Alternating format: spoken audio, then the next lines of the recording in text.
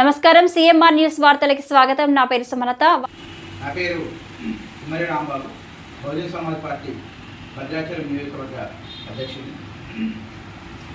ఈ రోజున ముఖ్యంగా భద్రాచలం నియోజకవర్గలో గల 5 మండల ప్రజలందరికీ నవమి శుభాకాంక్షలు.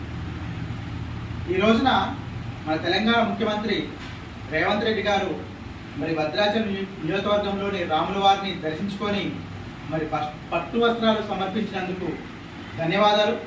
చాలా సంతోషంగా ఉంది రేవంత్ రెడ్డి గారు. కానీ మీరు వచ్చి ఇక్కడ ప్రజలకు ఏదో చేస్తారు, మరి అభివృద్ధి కార్యక్రమాలపైన మాట్లాడతారని ఎంతో ఆశగా ఎదురు చూస్తున్న ఈ భద్రాచలం నియోజకవర్గ ప్రజలకు నిజంగా నిరాశ ఎదురైంది.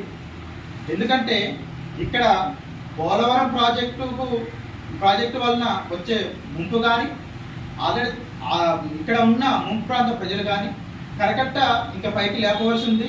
దానిపైన కానీ మరి గత ప్రభుత్వంలో కూడా ఏదైతే తప్పిదం చేశారో, మరి కేసీఆర్ గారు క్లౌడ్ బరస్ట్ అని చెప్పి ఆ టైంలో వచ్చి 1000 కోట్లు ఇచ్చి ఇక్కడ ప్రజలు అభివృద్ధి చేస్తామన్నారు.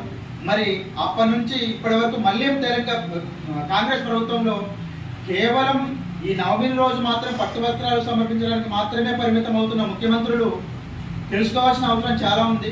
ఇక్కడ ప్రజలపైన వీళ్ళకి ఎటువంటి ప్రేమాభిప్రాయాలు లేవు. దక్షిణ అయోధ్యగా పేరుగాంచిన ఈ భద్రాచలంలో అనేక సమస్యలతోటి ప్రజలు బాధపడుతున్న విషయం రేవంత్ రెడ్డి గారు మీరు తెలుసుకోవాలి.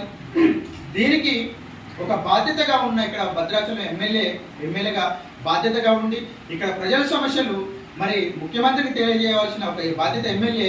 ఆయనకు అసలు ప్రజా సమస్యల పైనే అవగాహన లేదు. మీరు సూదులేసుకోవడానికి మాత్రమే పనికొస్తారు. మీకు రాజకీయం అనవసరమని ప్రజలు అనుకుంటున్నారు. ఎందుకంటే ఈ యొక్క శ్రీరామనవమి రోజున వాజేడు నుండి భద్రాచలానికి బస్సులు వేయని ఒక అసమర్థత ఎమ్మెల్యే నువ్వు తక్షణమే రాజీనామా చేయాలి. ఈ ఎమ్మెల్యే మా కుద్రబాబు అని ప్రజలు కోరుకుంటున్నారు. కాబట్టి తెల్ల వెంకట్రావు గారు, మీకు ప్రజా సమస్యలపైన ఎటువంటి అవగాహన లేదు.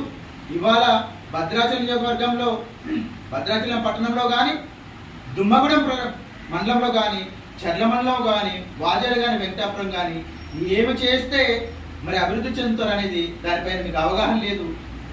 రోడ్ల దృష్టి అయితే చాలా దారుణంగా ఉన్నాయి. ఒక లారీ అని అడిగితే లారీ డ్రైవర్ అని చెప్తాడు, ఒక ఆటో డ్రైవర్ అని చెప్తాడు. మరి ఇవాళ రోడ్లు ఎట్లా ఉన్నాయని కనీసం ఇవాళ తొలకరి వచ్చిందంటే వెంకటాపురం వాజేడు ప్రజలు భద్రాచలం రాలేని పరిస్థితి ఉంది. కాస్త సిగ్గుండాలే వెంకట్రావు గారు.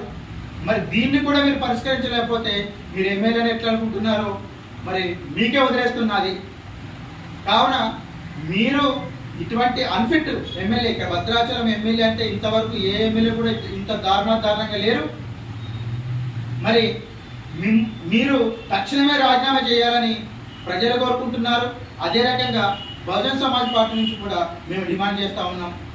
ఇవాళ ముఖ్యమంత్రి గారు వస్తే ఏమిస్తాడు, ఏమి హామీలు ఇస్తాడు, ఏమి అభివృద్ధి కార్యక్రమాలకు పునాది వేస్తారని మేము ఎదురు చూస్తూ ఉంటే మా నాయకుడిని మీరు అరెస్ట్ చేస్తారా?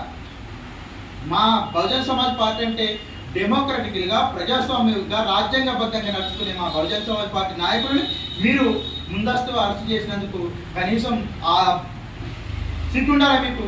ఆ విజ్ఞత మీకు వదిలేస్తున్నా. ఖచ్చితంగా మీరు మీ అధికారానికి పొందబెట్టడానికి ప్రజలు సిద్ధంగా ఉన్నారు.